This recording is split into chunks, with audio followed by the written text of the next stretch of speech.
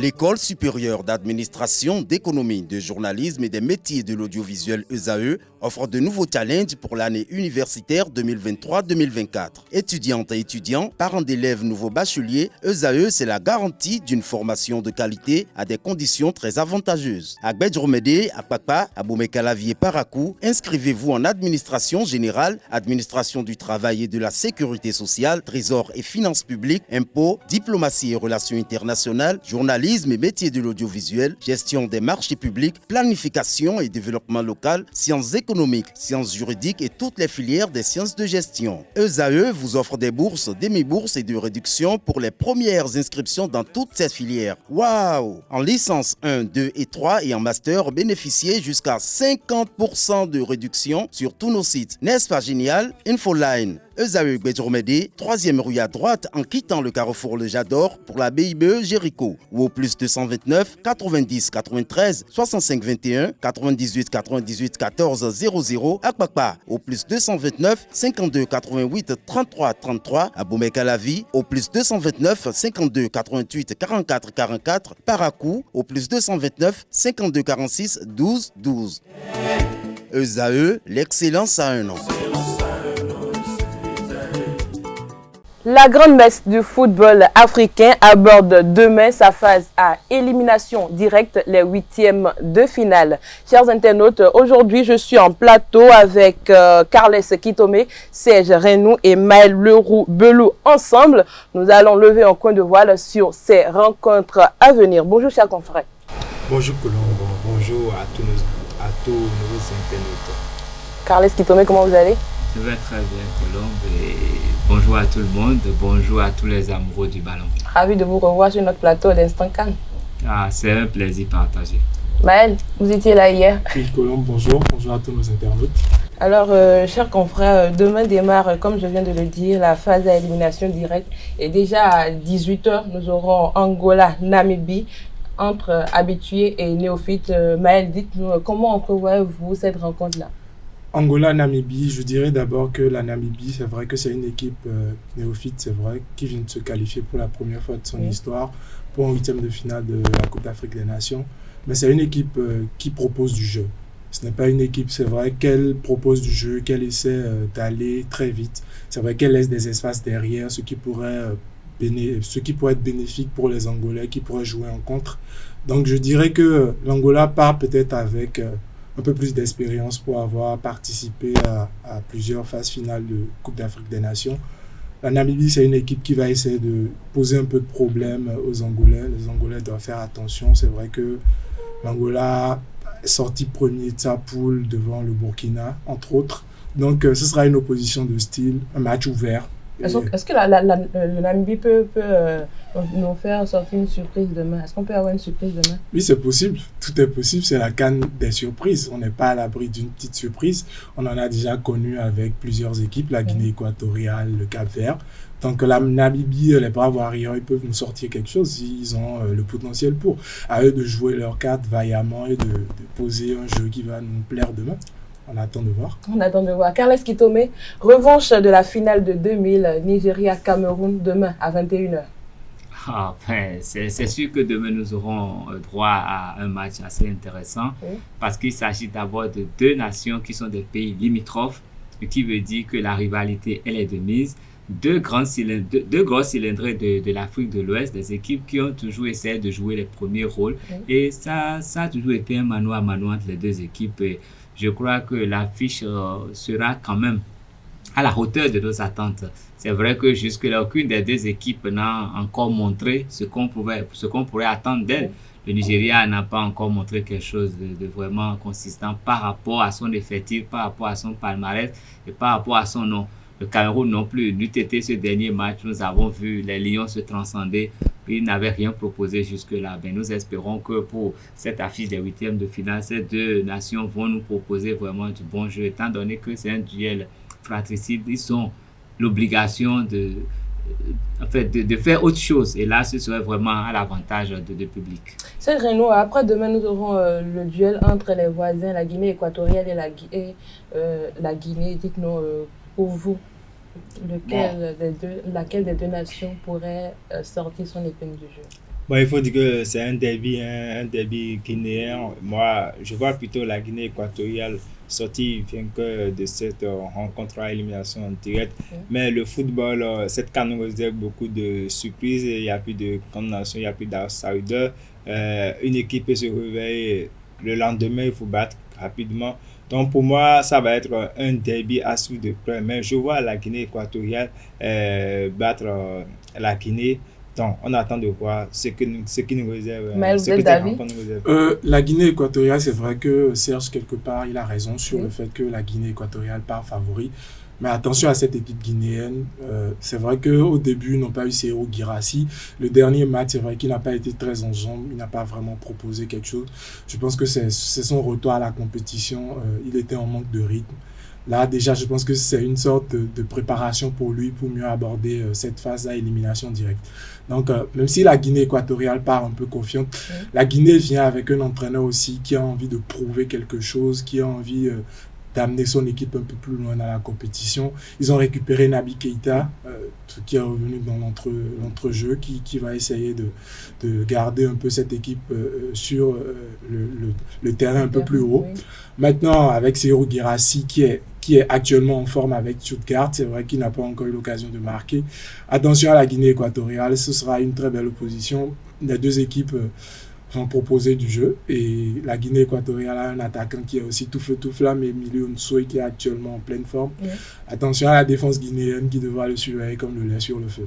Toujours après-demain, on aura un retour en force des Pharaons. Est-ce qu'on aura un retour en force des Pharaons pour la rencontre entre Égypte et RD Congo? Les Pharaons d'Égypte, il faut toujours se méfier de cette équipe parce qu'on ne sait pas vraiment à quel moment les Pharaons se réveillent. Déjà qu'au début de la compétition, ils ont un peu pêché en sortant 3 matchs nuls d'affilée pour se qualifier.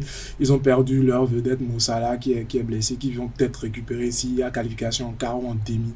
On n'en est pas encore là, mais projetons que les Pharaons puissent se réveiller. Contre la RD Congo, c'est vrai que la RD Congo, c'est une équipe qui joue un peu avec le frein en main, selon moi.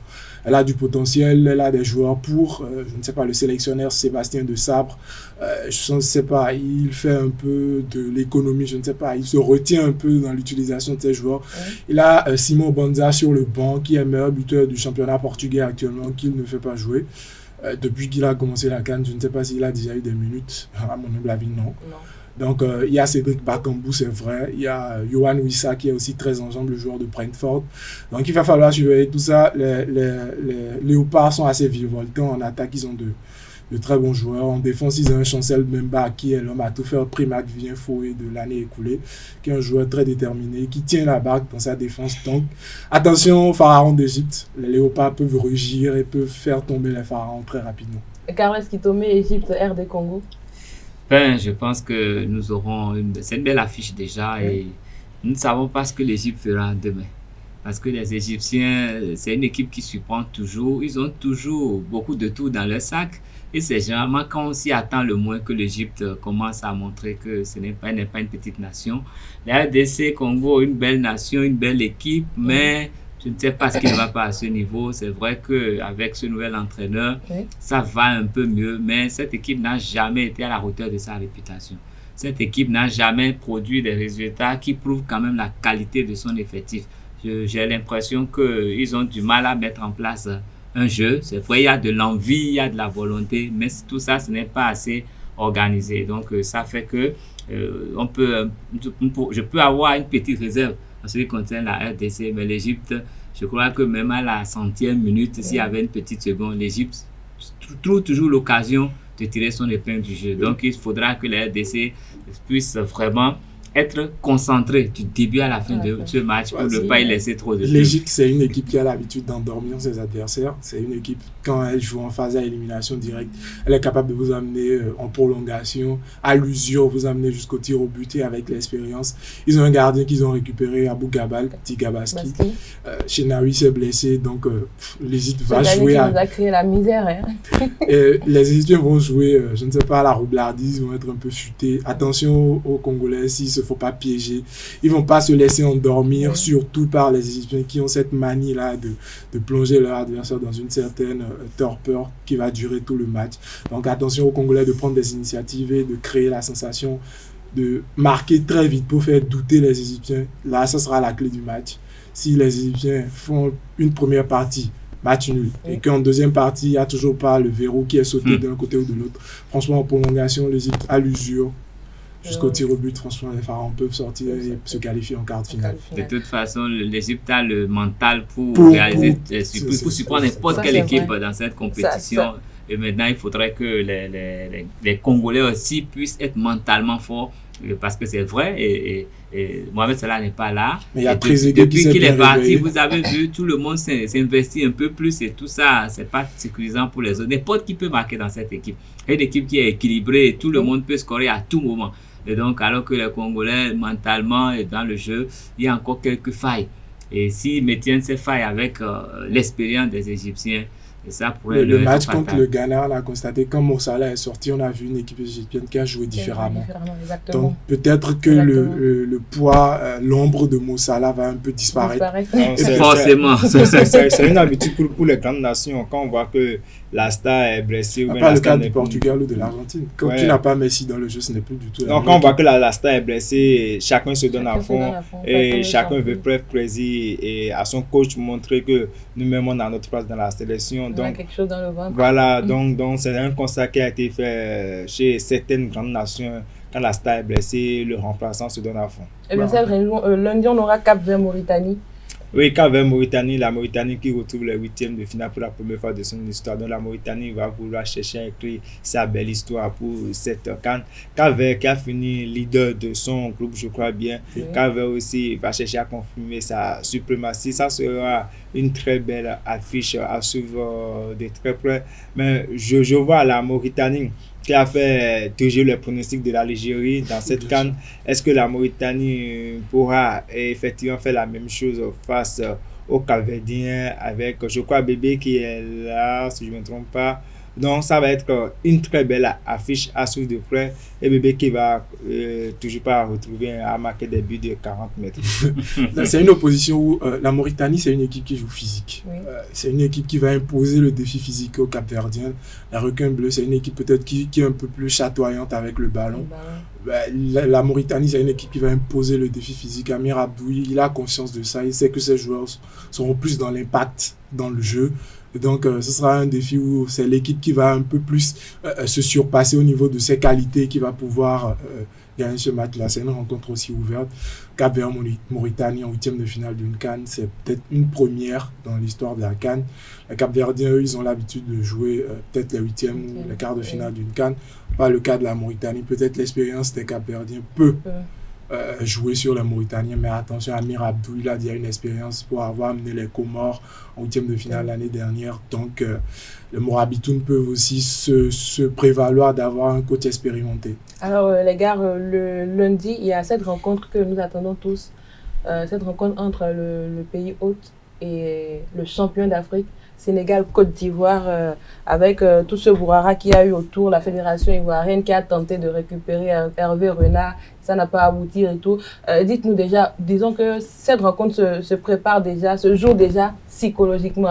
Dites-moi, est-ce que vous pensez réellement que le Sénégal, avec tout ce brouhaha, pourra véritablement sortir son épingle du jeu? Carles Kitone. C'est vrai que chaque match a ses réalités. Oui. Et nous ne savons pas ce qui se passera ce lundi. Oui. Nous ne savons pas si l'éléphant va retrouver ses quatre pattes. Parce que si l'éléphant est sur ses quatre pattes, je crois qu'il y aura un match vraiment intéressant. Mais si ces deux équipes vont continuer de nous proposer ce que nous avons vu jusque-là, je crois qu'il n'y aura même pas match. Si la Côte d'Ivoire ne change pas de mentalité, si les Ivoiriens ne posent pas le ballon, s'ils ne jouent pas pour l'équipe, et que chacun veut venir prouver qu'il est un grand joueur comme ils l'ont fait jusque-là, je crois que ce sera une débâcle inestimable. Ce serait pire que ce qu'ils ont déjà vu. Dans la mesure où le Sénégal a tout approuvé. C'est vrai que le Sénégal est en forme et le Sénégal veut marcher sur tout le monde. Et vous voyez, il y a un équilibre dans le jeu du Sénégal. Il y a de grands joueurs, mais personne ne joue à la star. Tout le monde joue pour l'équipe d'abord et tout le monde cherche à faire un résultat. Et vous savez, quand une équipe se comporte comme ça, c'est difficile de vraiment l'affronter. Et quand en face, on a une équipe où chacun joue pour lui, ça ne peut pas marcher. Et je ne sais pas quel sera le langage du coach ivoirien pour que les Ivoiriens puissent se comporter autrement. Parce que je vois que C'est le mental qui ne marche pas au niveau des Ivoiriens. Jusque-là, le coach n'a pas su la insuffler pression, la pression l'énergie autour. et l'envie qu'il faut à ces joueurs pour Oui. qu'ils puissent se transcender sur le terrain. Ils veulent tous marquer des buts et personne ne veut jouer. Et c'est ceux qui jouent comme ça et c'est pas face au Sénégal qu'ils vont faire ce jeu-là. Ça va être une vraie débat. Au Calais Kitome, il n'y aura pas match. Oui, Si la Côte d'Ivoire joue comme elle a joué jusque-là, je dis bien, je précise. bon, je vois la Côte d'Ivoire qui a des excuses à présenter à son public. L'entraîneur l'a dit qu'ils doivent jouer fort et montrer que ce qui s'est produit avec la Guinée était avec... Oui, La Guinée équatoriale, c'était un accident de parcours. Voilà, était un accident de parcours. Maintenant, le champion en titre qui joue, qui doit montrer, parce que Aliou Cissé l'a dit qu'ils ont 7 matchs à jouer. Ils ont de jouer progressivement. Ils ont déjà joué 3 matchs. Ils sont à leur 4e match.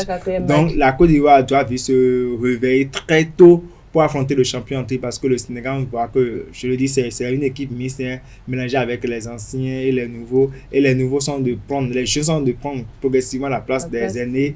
Donc, il ne faudra pas que la Côte d'Ivoire fasse l'erreur là, sinon il y aura même pas match. Mais si la Côte d'Ivoire veut jouer et si le Sénégal veut remporter cette rencontre, ça revient à la Côte d'Ivoire. C'est la Côte d'Ivoire qui est sous pression, le Sénégal n'est pas sous pression. Mais rappelons que si les Ivoiriens cherchent à La scorer en début de match, ils ont perdu. La Côte d'Ivoire n'est pas vraiment sous pression. La Côte d'Ivoire a déjà montré ce qu'elle vaut vraiment. Ils sont miraculeux. Ils sont miraculeux. Donc c'est peut-être le Sénégal qui vient dans la peau de favori, qui est champion en titre.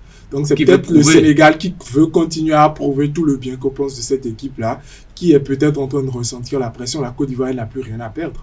Elle a déjà... Donc là, vous estimez que la Côte d'Ivoire a perdu ce tapis? Non, je n'ai pas dit que la Côte d'Ivoire a déjà perdu. Je dis que la Côte d'Ivoire n'a pas la pression comme le Sénégal. Vous avez compris que au début du tournoi, le premier match contre la Guinée-Bissau, c'est vrai qu'ils ont gagné 2-0. Vous avez dû sentir sur le regard de tous les joueurs qu'ils avaient un peu la pression. Oui. Qu'ils ne jouaient pas vraiment de façon libérée. Oui. Les 2 buts sont venus sur des exploits individuels, Grasso et Seko Fofana. Le deuxième match, ça s'est fait ressentir tout de suite que la pression les a tétanisés. Le public ivoirien est très exigeant. Vous voyez le déplacement dans les stades, vous voyez le boucan qu'il y a autour. Ça fout généralement la pression. Et qu'au sein du groupe, il n'y a pas l'esprit fédérateur qui va avec. Jean-Louis Gasset n'a jamais vraiment trouvé les mots pour mobiliser cette équipe. Mais il n'est pas à sa place carrément. Mais d'abord, dites-moi. Celui qui se prend la tête quand on encaisse un but, c'est posé par la fédération. Est-ce que, selon vous, Hervé Renard sa touche pouvait modifier quelque chose? Hervé Renard, on peut lui donner le crédit d'avoir remporté 2 CAN avec 2 nations différentes. Oui. C'est quelque chose qui va en sa faveur. Oui.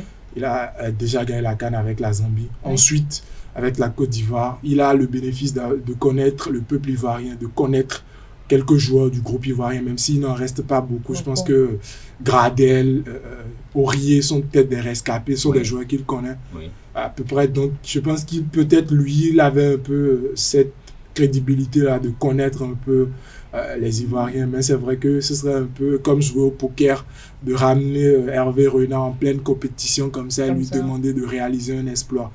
Je pense que ça ne va pas se faire.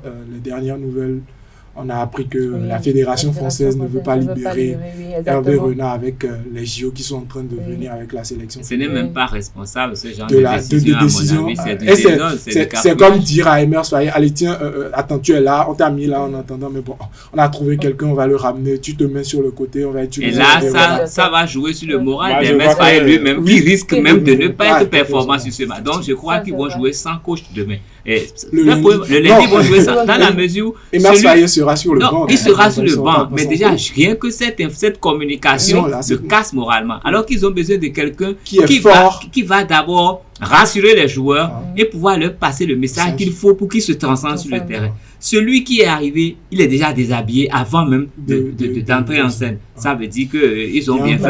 Je vois que c'est vraiment ridicule de la part de la Fédération ivoirienne de football de faire appel à Hervé Renard. S'ils avaient vraiment besoin d'Hervé Renard, ils peuvent attendre la fin des JO, parce que le contrat d'Hervé Renard prend fin tout juste après les JO. Ils peuvent attendre les JO et faire appel à Hervé Renard, mais ils ont précipité les choses. L'entraîneur qui est là actuellement est-ce qu'il se sent en sécurité? Il va se dire, mais ces gars-là, ils se foutent de moi. Thomas, je suis là en entendant. Mais si Hervé Renard avait accepté, je serais également son agent. Donc, là, maintenant, il y a une crise au sein de l'effectif parce que l'entraîneur qui est là doit avoir déjà et ces gars qui le supportent. Maintenant, Hervé Renard va venir. Maintenant, il y aura de nouvelles stratégies. Vous voyez, alors que nous sommes à 4 jours, mais à 3 jours du match. Donc, c'est la fédération même qui met déjà une crise au sein de cette fédération.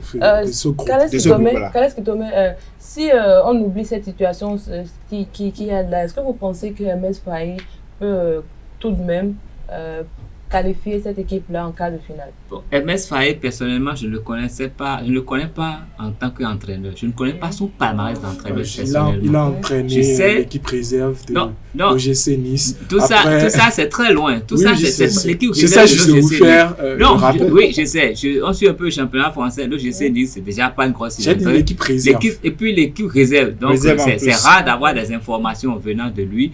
Et en tant que joueur, je l'ai connu, je l'ai respecté. Mais en tant qu'entraîneur, je ne sais rien de lui. Et je ne sais pas comment il a été à côté de cet effectif.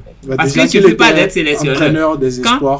Quand on connaît l'effectif, on sait comment utiliser les joueurs et on a une certaine communication directe avec eux. Donc je ne sais pas ce qui a été son cas jusque-là avec l'équipe qui est là. Parce il était dans le staff de Gasset.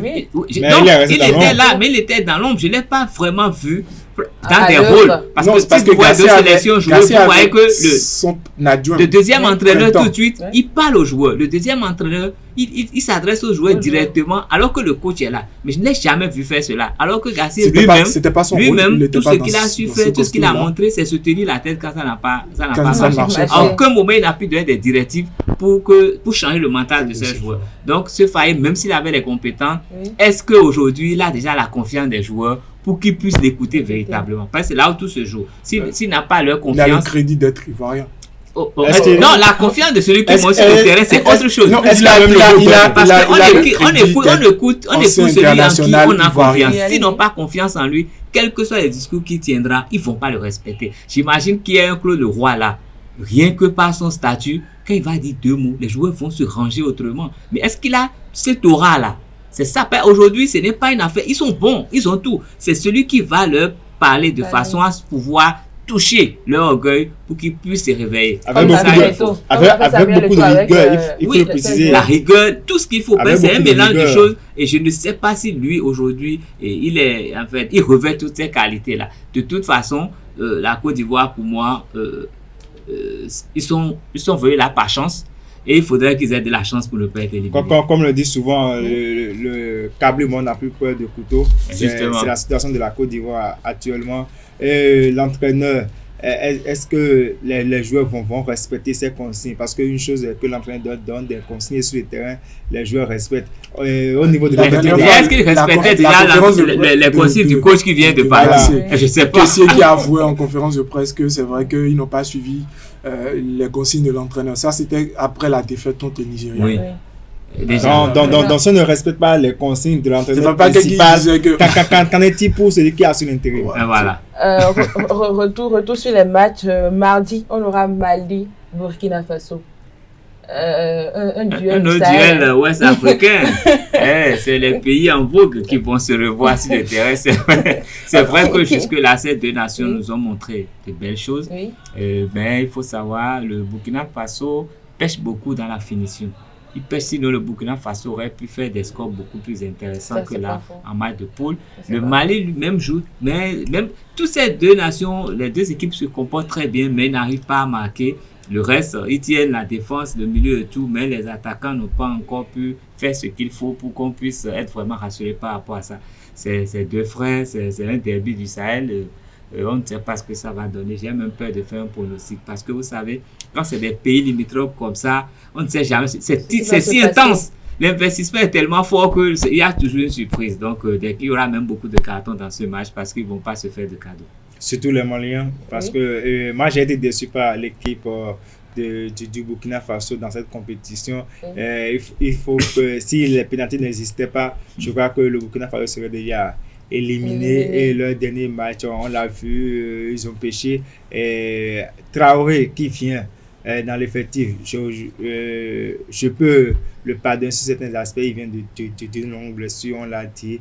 Mais sans Traoré, qu'est-ce qui reste à cette équipe burkinabé? Vous voyez, donc si cette équipe burkinabé fait une petite erreur, les Maliens vont prendre le dessus. Les Maliens vont prendre le dessus, Maël. La dernière rencontre entre favoris et outsiders est le Maroc et l'Afrique du Sud. Maroc, Afrique du Sud. Le Maroc, c'est une équipe qui, en vrai, c'est juste lors de son premier match le Maroc a prouvé en battant la Tanzanie. Oui. Après ça, on a vu une équipe marocaine contre la RDC qui a eu beaucoup de difficultés. Contre la Zambie, l'UTT, les Zambiens qui ont un peu pêché dans la finition, la Zambie aurait pu accrocher ce Maroc-là. Donc, c'est vrai que le Maroc vient un peu dans une posture où elle part un peu favori pour avoir peut-être un CV, mais je le répète encore une nouvelle fois, cette CAN n'est plus un CV. Les grosses nations doivent toujours se méfier de ces équipes-là. Et l'Afrique du Sud, c'est une équipe, c'est vrai que son premier match contre le Mali, l'Afrique du Sud a perdu 2-0, mais ensuite elle s'est un peu ressaisie. Donc attention au Maroc, l'Afrique du Sud, c'est une équipe aussi qui est joueuse, qui a un Persitao, qui a surtout un effectif de joueurs qui se connaissent très bien. Oui. Qui évoluent dans le championnat sud-africain. La majorité des joueurs sont issus de leur club phare, le Mamelodi Sundowns. Donc, ce sont des joueurs qui se connaissent, c'est un groupe homogène. Ça crée un peu la dynamique sur laquelle les joueurs sont en train de surfer actuellement. Donc, le Maroc a je ne sais pas, à craindre de cette équipe sud-africaine parce que ça peut barder à tout moment dans un match où les Marocains, des fois, à un moment, sont que c'est vrai que le Maroc a la maîtrise du match, mais à un moment, on sent que l'équipe marocaine baisse un peu en régime et les Sud-Africains peuvent profiter. Et Mali-Burkina Faso? Le Mali contre le Burkina Faso, c'est vrai que ce sont deux équipes qu'on attend souvent. C'est des équipes qui font de bonnes perfs dans les Coupes d'Afrique des Nations. On attend souvent le Mali au tournant parce que généralement, elle a un effectif assez chatoyant et plaisant. Je me rappelle, avant le début de la CAN, Eric Schell disait qu'il avait le meilleur milieu d'Afrique. Le milieu n'a pas vraiment convaincu, Bissouma n'a pas vraiment convaincu depuis. Moi, j'attendais beaucoup de Yves Bissouma. Franchement, il n'a pas convaincu depuis le début de la compétition. Le Mali peut essayer aussi de jouer un mauvais tour au Burkinabé. Les deux équipes n'arrivent pas forcément à dépasser le plafond de verre.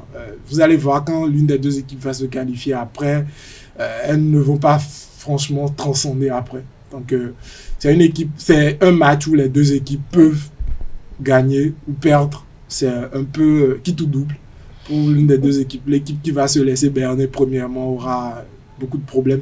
C'est vrai que le Burkina Faso a récupéré un Bertrand Traoré qui revient de blessure.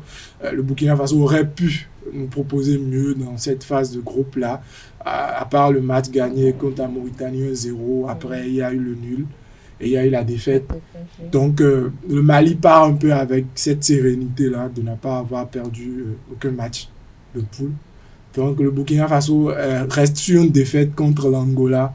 Donc, il y a un peu de ce doute-là qui peut siéger, qui peut trotter dans la tête des Étalons. Donc, attention. Serge Renaud, Carles, la dernière affiche de ce huitième de finale Maroc-Afrique du Sud, très rapidement.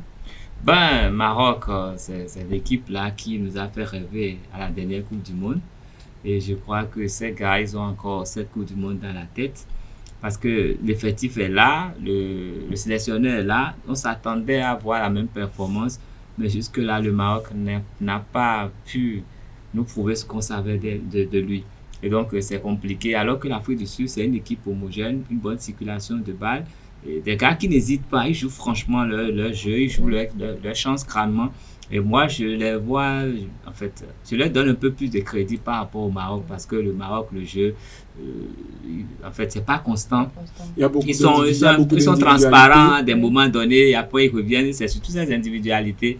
Mais ils ont une expérience parce que tout ce qu'ils ont fait jusque-là, je crois que l'expérience a joué en leur faveur. Sinon, ils seraient déjà éliminés. Si on devait s'en tenir seulement au jeu, je crois que le Maroc n'a pas fait grand-chose pour être là. C'est juste l'expérience. Et les Sud-Africains aussi ont de l'expérience parce que tous ces joueurs déjà en club ont une grande expérience de compétition. Et là aussi, ils viennent. Vous voyez comment ils jouent. Ça circule normalement, ils jouent correctement.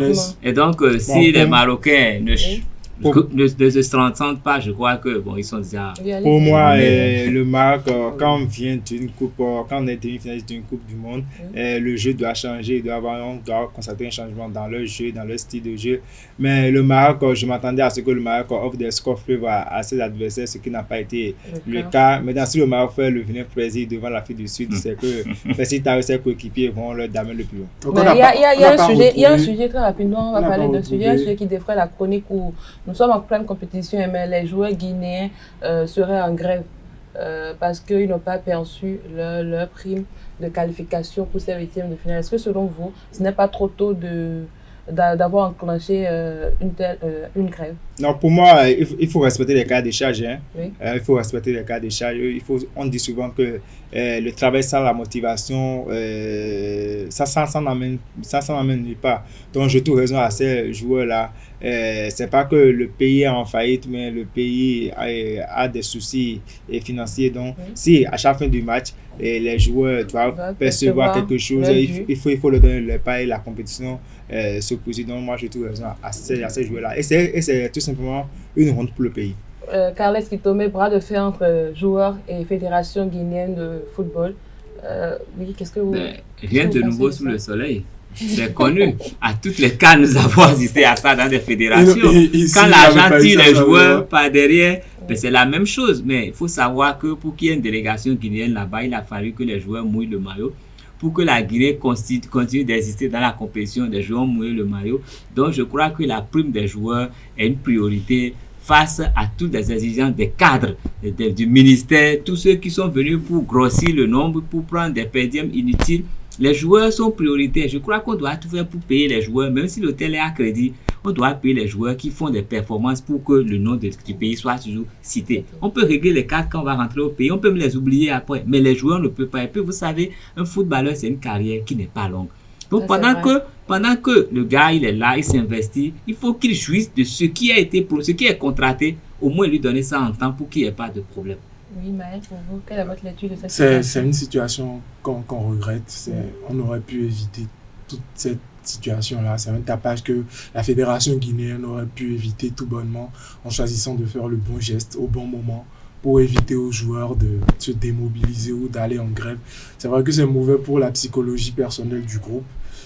Ça démobilise un peu le groupe à 3 jours d'un match clé. Comme la Guinée équatoriale, avec tout ce qu'elle nous montre. Donc, ça aurait été mieux géré en interne. Je pense que les joueurs, ils auraient pu proposer, c'est ma lecture, ils auraient pu proposer une autre approche à la fédération en attendant.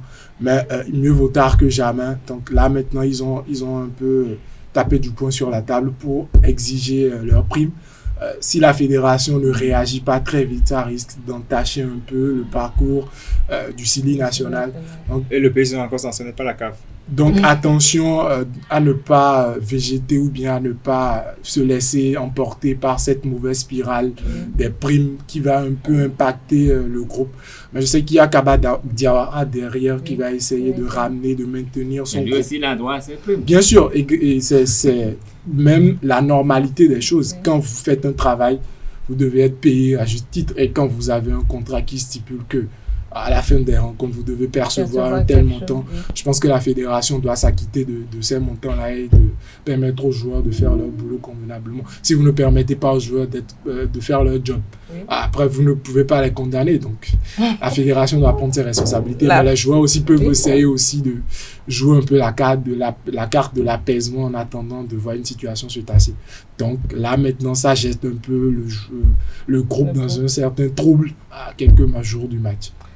Chers confrères, 24 au départ, elles ne sont désormais plus que 16 équipes à poursuivre l'aventure de cette CAN, Côte d'Ivoire 2023. Ce premier tour, je dirais qu'il fut passionnant, comme j'aime si bien le dire, indécis et plein de rebondissements. On espère que l'étape des huitièmes de finale serait des duels et émotions en perspective. C'est tout pour Instant CAN d'aujourd'hui. Merci et à très bientôt.